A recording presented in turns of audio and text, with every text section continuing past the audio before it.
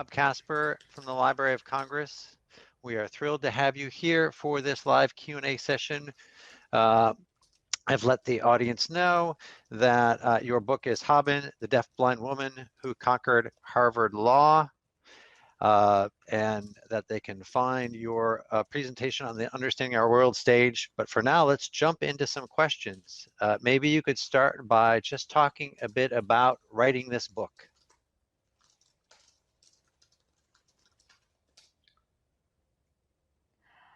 Absolutely, but before even that, can you introduce yourself? Sure. My name is Rob Casper. I'm the head of the Poetry and Literature Center at the Library of Congress, and I am today's live Q&A moderator for this session.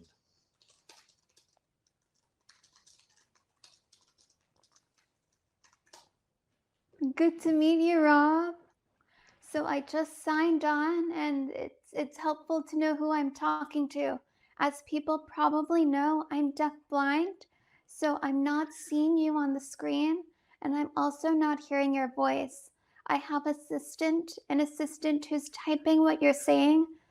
I'm reading it on a Braille computer, so I run my fingers over the dots to feel the letters. So as you speak, it's coming through in Braille, and I'm feeling your words and then responding back by voice. So you asked me about writing my book, the writing process. A lot of reading and writing was in Braille, so using Braille computers to feel the words, catch typos, tighten the sentences, all that stuff can be done in Braille. That's amazing. And this is the first time I've had my voice captured in Braille live. So an exciting moment. Very exciting, yeah. So I'm going to start by asking a few questions that have been sent in.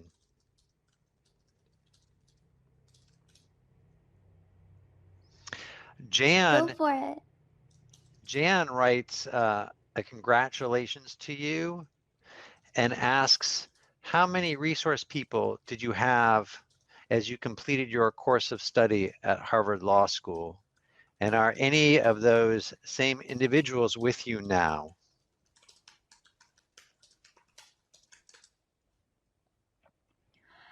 Any major project is a team effort. I've had so many people supporting me throughout my education, in high school, in college, and at Harvard Law School. So there were the professors, there was the disability office, there were interpreters, librarians. Librarians are awesome. All of those different people assisted me throughout my journey. I'm still in touch with many of them, not on a day-to-day basis like I was back in law school, but every few months we'll check in. Hi, how are you doing? That sort of thing. A really important part of a leadership is building a team, and it's really important to build up those relationships. And good writing, strong stories also have good relationships at the heart of the story. Thank you. Melanie asks a question I want to continue with, which is your early education. And you talk about having a team. Can you talk about the challenges of your early education and maybe building that team?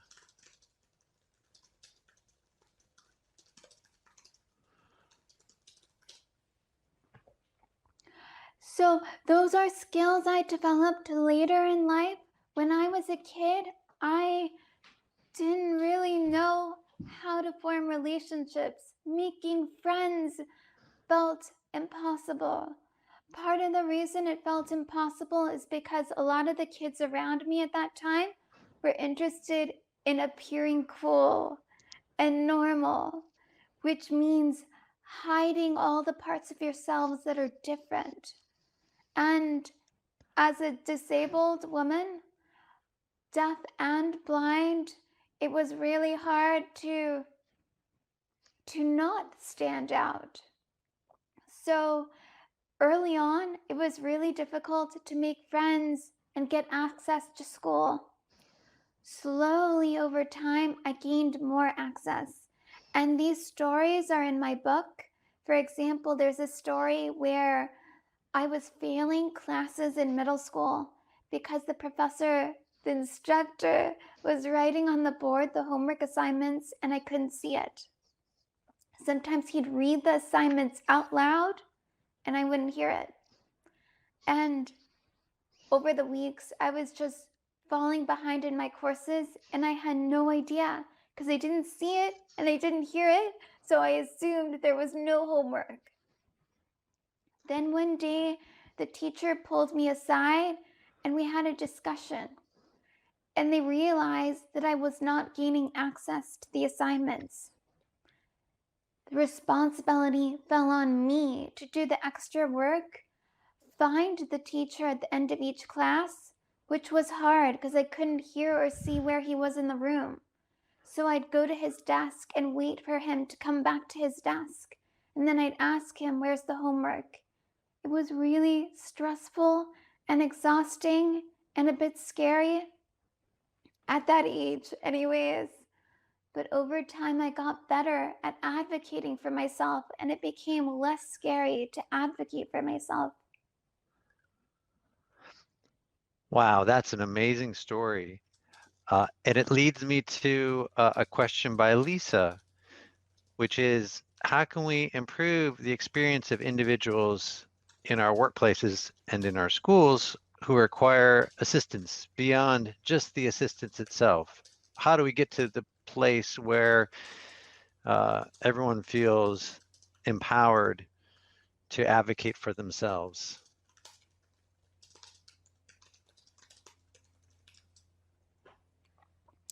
We need to first change our mindset. So there's still this mindset that there are normal people and then people with special needs. That's really harmful.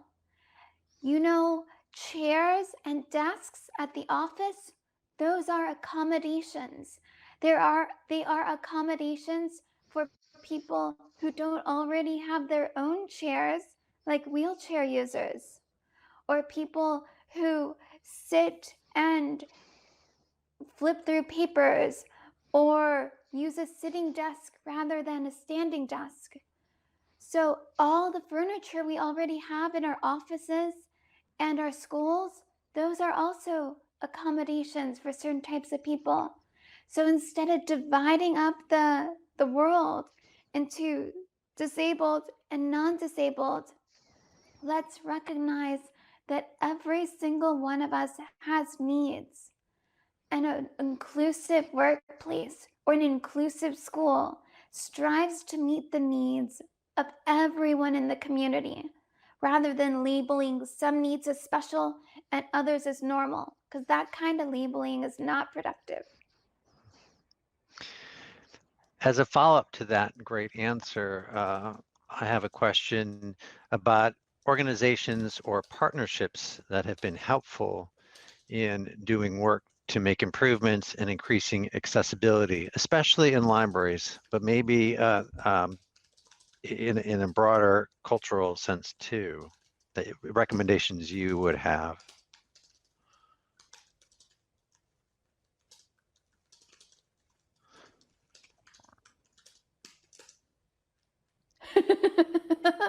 That is such a broad question. So, right now, during the pandemic, a lot of things have moved online. So, one thing we can all do to make the world more inclusive is to make sure our digital content is also accessible. For example, books that are online should have screen reader compatibility. Screen readers are software applications that read content out loud or convert to Braille like the little Braille computer I have. So if an online book is accessible, I can read it on my Braille computer, reading Braille with my fingers, or someone can listen to it on a device that reads it out loud.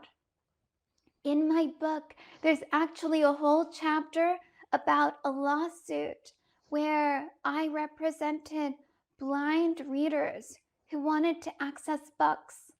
But the library, not the National Library of Congress, but a different library, didn't want to make their books accessible. The blind readers asked really nicely. I helped write the letters, and unfortunately, the library kept ignoring us. Then, on my 26th birthday, we sued them. And finally, the library responded and agreed. Oh, well, apologies, I just ruined the story. The library responded that they didn't feel that under the Americans with Disabilities Act, virtual places like websites had to be accessible. But my team argued, and it eventually came before the judge. And the judge held that virtual places do have to be accessible. And after that, the library, which is called Script, and the National Federation of the Blind collaborated to make the library more accessible. So, digital services need to be accessible under the Americans with Disabilities Act, and we just celebrated the 30th anniversary of the Americans with Disabilities Act. Thank you for that. And I would love to transition to another experience you describe in the book. A couple of questions have come in, including from Rachel about your service trip to Africa and the camp where you learned to dance. Can you talk about how important it is to make such opportunities and experiences accessible to all?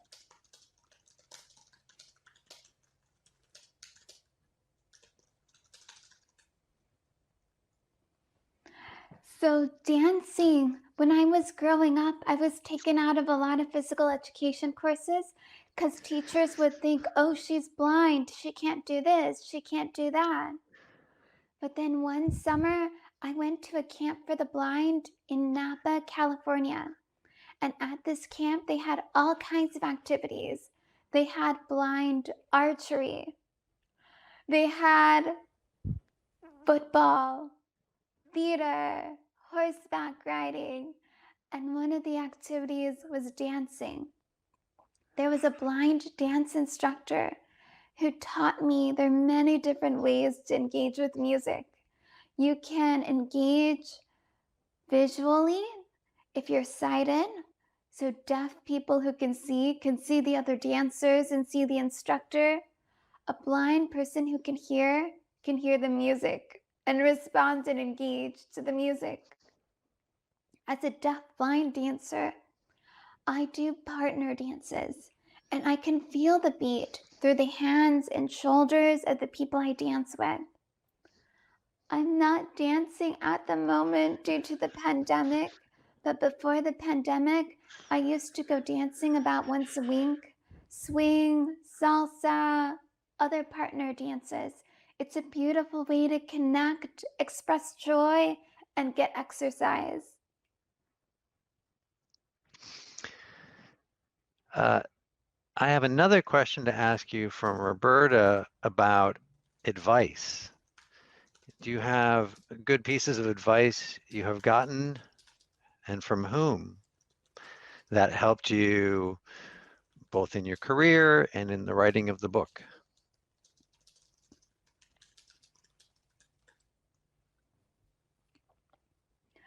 Writing the stories, I think all of us have incredible stories within us.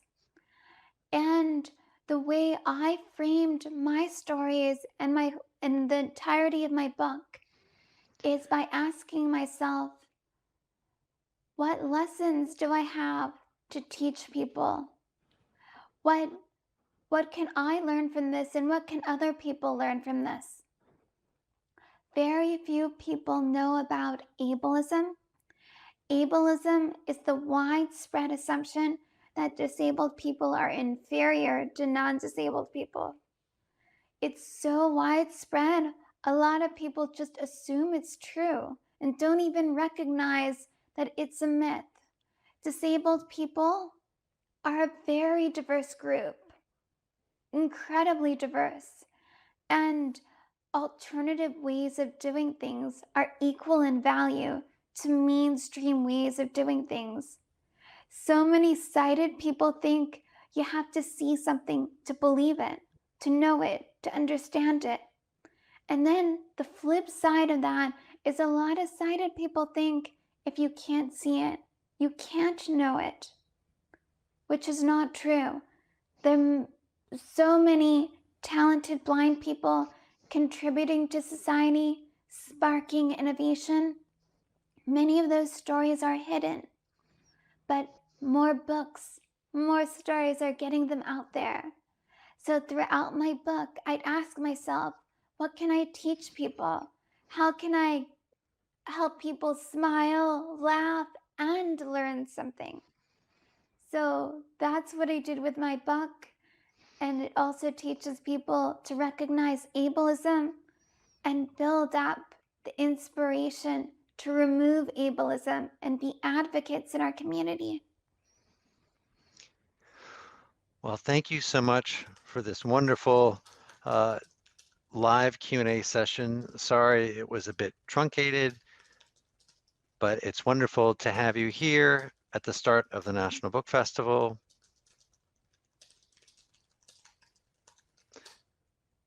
You're very welcome. Thanks for having me on here, Rob.